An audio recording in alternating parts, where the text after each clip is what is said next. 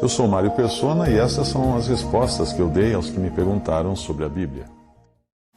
Muito bem, nós continuamos a nossa conversa no capítulo 4 de 2 Coríntios. No versículo 7, Paulo deixou claro a fragilidade daquele que pertence a Cristo. Temos, porém, esse tesouro que é Cristo em nós, em vasos de barro, para que a excelência do poder seja de Deus e não de nós. Isso aqui nos faz lembrar aquele episódio de Juízes, acho que é Juízes capítulo 7, se não me engano, quando um exército de 300 pessoas derrotou o exército inimigo, apenas levando archotes, né, de fogo dentro de vasos de barro, e subiram numa montanha e quebraram os vasos de barro. E aí então o inimigo viu aquela luminosidade toda e acabou fugindo, se atrapalhando todo. Então aqui nós encontramos essa é a posição que o crente tem. Ele nunca deve se esquecer disso, que ele tem um tesouro. Sem dúvida ele tem um tesouro. Mas esse tesouro está em vasos de barro. Por isso que não é de maneira alguma apropriado para um cristão se exaltar a si mesmo, e muito menos olhar para o outro vaso como se fosse alguma coisa. Hoje um me escreveu e falou assim: Mário, eu quero ser batizado, mas eu quero que você me batize. O que é isso? Achando que não é a pessoa que batiza, mas a quem somos batizados. Essa é a pessoa que importa. Batizados a Cristo, né? Em nome do Pai, do Filho e do Espírito Santo. A pessoa que batiza não é nada, porque hoje eu estou de pé, amanhã eu posso estar caído. Isso, nós somos vasos de barro, mais uma vez, não é? Então é muito importante isso, não dar ao homem uma posição que não é a que ele tem.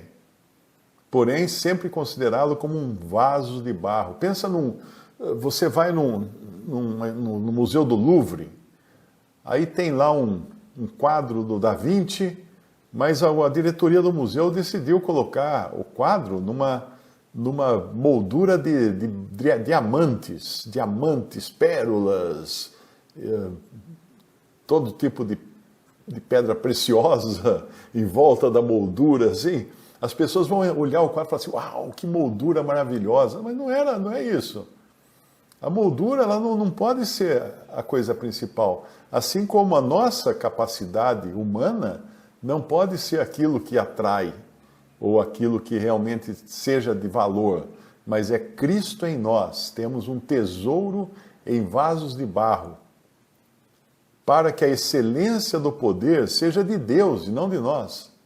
Imagina você é convidado para um jantar muito fino na casa de uma pessoa muito rica, e lá está o chefe mais famoso do mundo preparando aquele jantar, só que essa pessoa muito rica decidiu colocar a prataria, a louça, muito fina, muito preciosa. De maneira que, no final do jantar, ninguém se lembra mais do gosto da comida ou do que comeu ali. Todos se lembram da prataria, dos talheres, das louças, porque ela desviou a atenção. Nós nunca devemos desviar a atenção que deve ser colocada totalmente, 100%, na pessoa de Cristo. E aí no versículo 8, 2 Coríntios 4, 8, o apóstolo vai falar aqui da situação do vaso. O vaso passa por tribulação, em tudo somos atribulados, mas não angustiados, perplexos, espantados, né? Mas não desanimados, perseguidos, mas não desamparados, abatidos, mas não destruídos. Essa é a maravilha da vida do cristão, que pode passar por tudo isso e ainda assim ele sabe que não é o fim, não é o fundo do poço. Ele sempre tem a Cristo, ele sempre tem uma esperança, uma certeza de que no final tudo vai dar certo. Eu gosto daquela frase, né? No fim tudo dá certo. Se não deu certo ainda, é porque não chegou no fim. Então nós estamos ainda no meio do caminho e devemos continuar sabendo que somos atribulados, sim. Eu me lembro tinha uma igrejinha aqui em Limeira, no caminho, quando eu ia para a reunião, tinha uma placa na porta escrito assim: não sofra mais, venha para essa igreja, tal, não sofra mais. Que mentira. Que mentira, né? Mentira. Imagina que um cristão que não sofre mais, é bobagem. Mentira da mais grossa. O cristão sofre, sim. O cristão é atribulado. Eu recebo mensagens de pessoas que foram enganadas pelos pastores, pelos pregadores pentecostais que pregam a teologia da prosperidade, que tudo vai dar certo aqui nesse mundo, a sua vida vai ser maravilhosa, venha para a nossa igreja, não sofra mais. Eu vejo que as pessoas escrevem desesperadas porque não está dando certo na vida delas.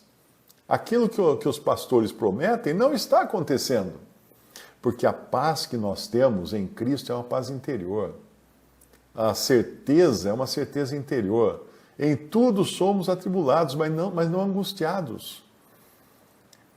A tribulação, ela nos faz mais fortes, como fala lá em Romanos, né?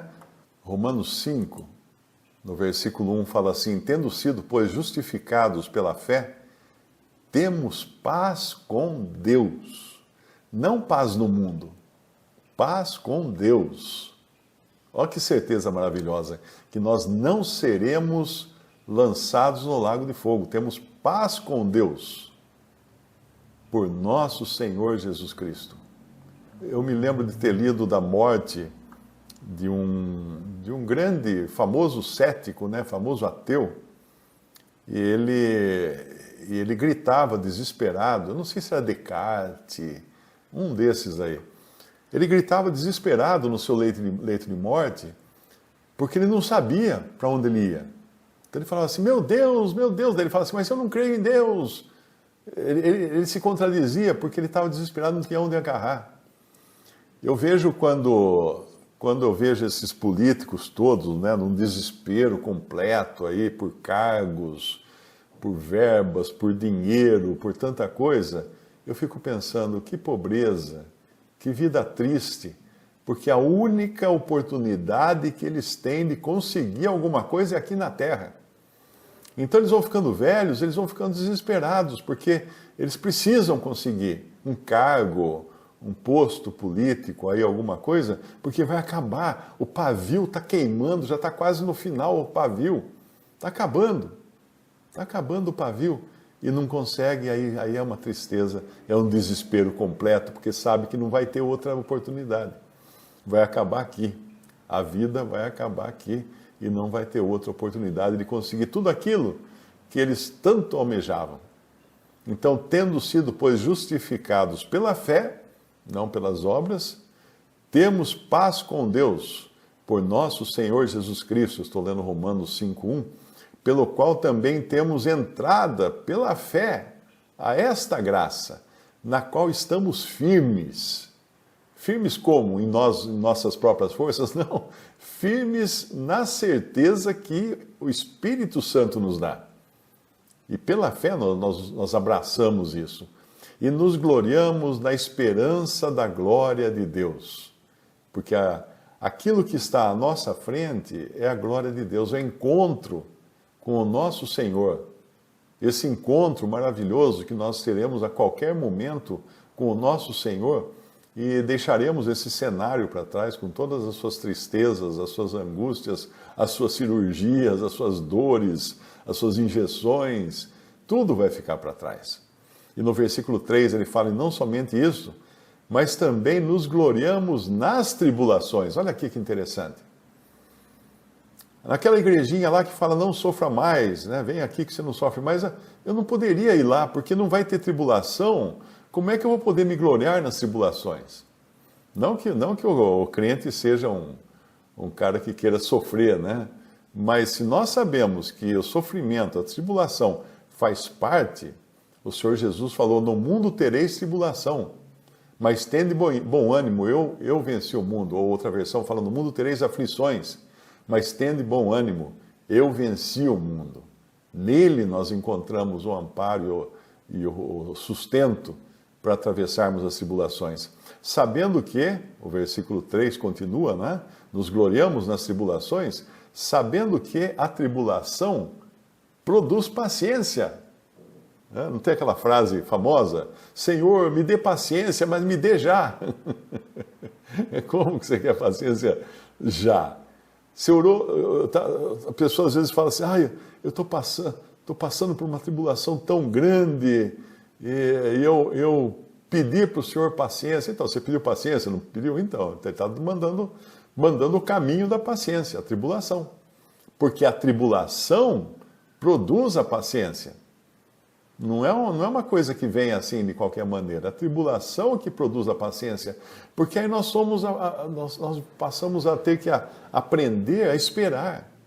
A esperar. Quanto tempo uma pessoa espera, às vezes numa cama, imobilizado, e não pode fazer nada, tem que só esperar. A doença, às vezes, nos coloca numa situação em que nós ficamos incapazes de resolver as coisas. Aí temos que esperar. Às vezes temos que depender de outros, como o próprio Senhor falou para Pedro, né?